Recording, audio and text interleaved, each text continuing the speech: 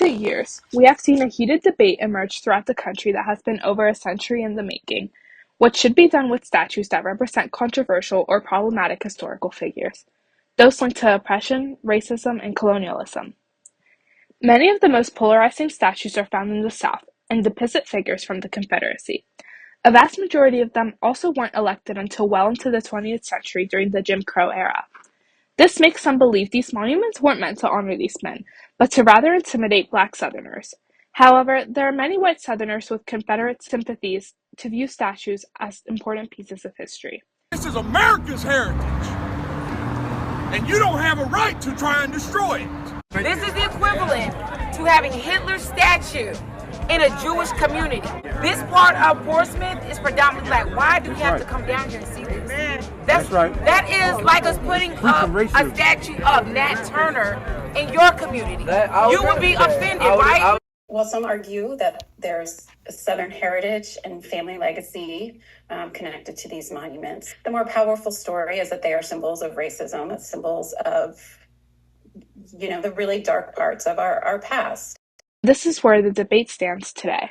Following the 2015 massacre of Black churchgoers in Charleston, South Carolina, and up to 2023, the SPLC has reported that 482 Confederate symbols had been removed, renamed, or relocated.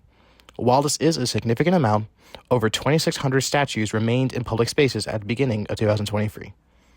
Of those 482 that have been removed, some have been much more notable and televised than others. One of those was in 2017, when Duke permanently removed a statue of Robert E. Lee from its campus, following a student protest that forcefully tore it down days earlier. At the same time that Duke was taking down their statue of Robert E. Lee, violent protests were breaking out in Charlottesville, Virginia, over a proposal to take down another Lee monument. In the now infamous Unite the Right rally, one person was killed and many more were injured following a white nationalist driving through the protest to injure counter-protesters. 4 years later, Charlottesville would remove the controversial statue of Lee and another of the Confederate General Stonewall Jackson. At the time, these decisions weren't popular nationally, with 27% of people believing these statues should be removed and a whole 62% believed they should stay. However, the rationale behind these removals, and many more, was that the statues venerated the Confederacy and the ideals of white supremacy, which states and the colleges that house these monuments no longer supported. Oftentimes, you will hear from those in favor of keeping these monuments up is the idea that removing them erases history. No matter what history may be, many people believe that you cannot selectively decide what is or is not a part of it. This is commonly held by those in southern states who have Confederate heritage. They might have had relatives who fought in the Civil War for the South or were affected by it in some other way, which causes them to view these monuments in a different light than other groups. The lost cause narrative has also done a lot of change to how Southerners view the Confederacy, with many of them not even believing that the Civil War was fought over slavery. It causes them to view these monuments as an integral part of Southern history and makes any effort to remove them a threat to the remembrance of that history. On the other side of that aisle, you have people who ask what the true intention of a statue is, because, despite popular belief, it isn't to preserve history. The history of the Civil War will always be preserved in the chronicles of history through the multitude of written accounts from the time. The statues also don't have to be destroyed after being removed from public view. Many of them have been moved into museums that provide a more accurate historical context. The true purpose that these statues have while in public areas is to honor the leaders of the Confederacy, which is a great disservice due to the obvious immorality that surrounded their work to protect the institution of slavery. The question should not be whether or not the history of the Confederacy should be preserved through these statues. It's whether or not they should be honored by them. The death of George Floyd reintroduced the reoccurrence of this issue, and since then, more people pay attention to this argument and the morality issues that surround it. BLM protests also had a huge influence on historic statue removal. If you walked by a statue of Henrietta Lacks and didn't know that it used to be of Stonewall Jackson, I think you're really missing out on understanding what happened in 2020 and how it changed the course of history in America. While some think that it is important to learn and preserve difficult history, questions continue to be raised around the morality of this issue when it comes to statues and symbols, and if they should be used as educational tools or as ways to continuously spread hateful ideologies. The authority over who decides what ought to be done with these statues is determined on a case-by-case basis. However, Monuments on publicly owned and funded land fall under the jurisdiction of local or state governments. At the very local level, there are communities and towns who are, changing street names, changing building names, and removing statues. Many of them are working with their local communities to talk about the issue, to talk about what should happen, to talk about what might be a possible replacement if it's removed, to talk about what to do with it once it's removed. Often, these decisions lie in the hands of government bodies. The general public can have some say in the fate of statues, but that relies on the receptiveness of the officials.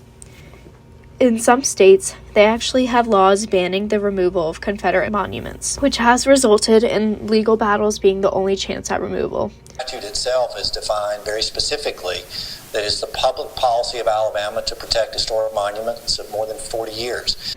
The law, in these instances, acts as a barrier to the public's desire for change, putting the power into the hands of the courts rather than the people or their elected representatives. The past two presidents have expressed vastly different views regarding the issues of statue removals. Joe Biden has stated, "There is a difference between reminders and remembrances of history and recovering from history."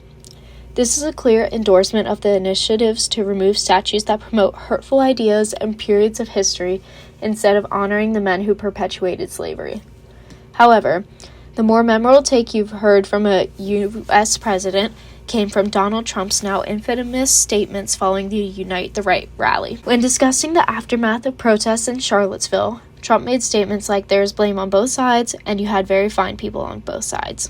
In this statement, he is trying to make an argument denouncing historic statue removal, but people took this as condoning racism and hatred and supporting statues and history that marginalize minority groups. For example, Senator Cory Booker introduced the Confederate Removal Act to the Senate on February 23, 2021. This was introduced as a bill that would remove all statues of individuals who voluntarily served in the Confederacy from display in the U.S. Capitol. For some, the removal of statues is not just about revisiting the past, it's about confronting the legacies of racism and oppression that those monuments represent.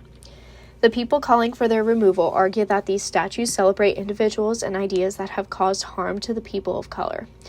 For activists, taking down a statue isn't about erasing history, it's about reclaiming public spaces for all people and ensuring the symbols we choose to honor are the ones that reflect the values of justice, equality, and inclusivity. They argue these monuments should not be revered if they continue to harm communities today. But not everyone agrees.